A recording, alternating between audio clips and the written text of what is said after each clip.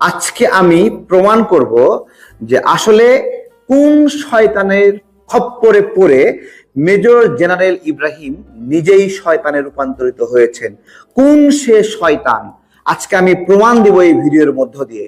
আপনাদেরকে একটা ছবি দেখাবো, সেই ছবিটা আপনারা চেনেন কিনা বলবেন। আসসালামু আলাইকুম, আমি আপনাদের কাছে দেখাবো মেজর জেনারেল ইব্রাহিমকে নিয়ে একই তথ্য দিলেন গণ অধিকার পরিষদের তারেক ভাই, যা আপনারা জানলে অবাক হয়ে যাবেন। আজকের ভিডিওটি অত্যন্ত গুরুত্বপূর্ণ। আমি আশা করবো যে আপনারা এই সম্পূর্ণ ভিডিওটি দেখবেন, আর এই সম্পূর্ণ ভিডিওটি দেখলেই বিস্তারিত জানতে পারবেন। আর এই ভিডিওটি দেখানোর আগে আপনাদের কাছে আমার ছোট্ট একটি রিকোয়েস্ট, আপনারা যদি চ্যানেলে নতুন হয়ে থাকেন তাহলে নিত্য নতুন আপডেট নিউজ সবার আগে পেতে আমার এই চ্যানেলটি সাবস্ক্রাইব করে আমার সাথে থাকুন। আর এখন চলুন কথা না বাড়িয়ে আমরা ভিডিওটি দেখে আসি। আজকে আমি প্রমাণ করব যে আসলে কোন শয়তানের খপ্পরে পড়ে মেজর জেনারেল ইব্রাহিম নিজেই শয়তানে রূপান্তরিত হয়েছেন। কোন সে শয়তান আজকে আমি প্রমাণ দেব এই ভিডিওর মধ্য দিয়ে। আপনাদেরকে একটা ছবি দেখাবো, সেই ছবিটা আপনারা চেনেন কিনা বলবেন। আপনাদের কাছে দেখেন তো এই ছবিটা দেখা যায় কে কে আছে এখানে, দেখেন তো ছবিতে, এই ছবিতে কে কে আছে দেখা যায়, দেখেন তো। এই ছবিতে আছে সেই আরাফাত সাহেব, যিনি হিরো আলমের সঙ্গে ভোট চুরি করে খুব সাম্প্রতিক সময়ে এমপি হয়েছেন। সেই আরাফাত এখানে রয়েছে, আপনারা দেখলেন।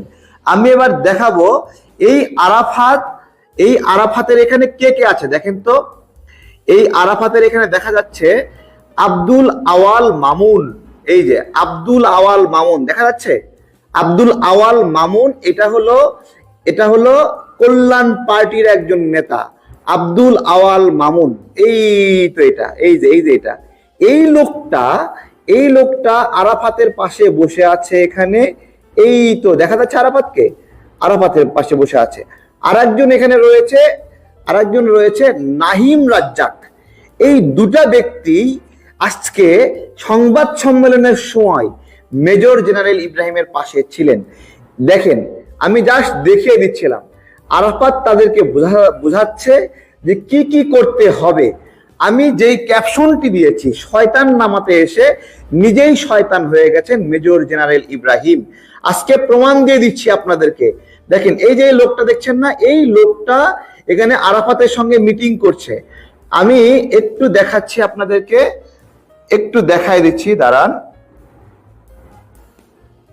এই তো দেখেন তো, এই লোকটিকে চেনেন কিনা এবার।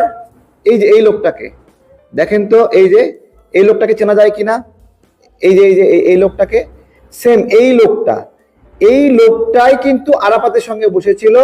এই লোকটাই কিন্তু এখানে মেজর জেনারেল ইব্রাহিমের সঙ্গে বসে আছে।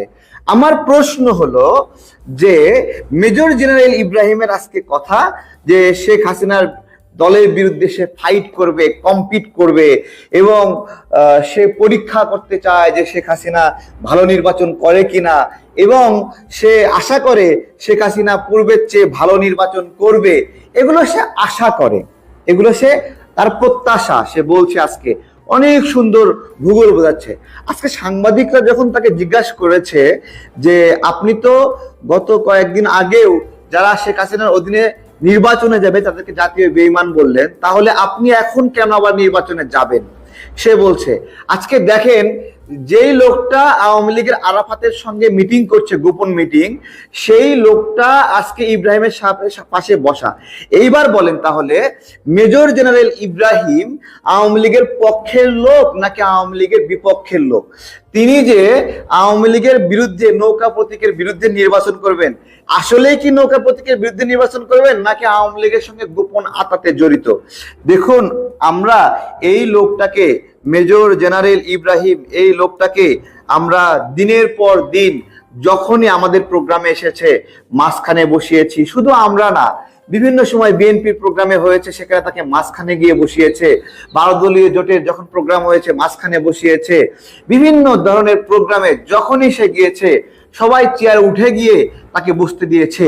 আজকে মেজর জেনারেল ইব্রাহিম সেই কথাগুলো ভুলে গিয়ে, মানুষের দেওয়া সেই সম্মানগুলো ভুলে গিয়ে আজকে আওয়ামী লীগের দালাল হিসেবে নিজেকে তৈরি করলো।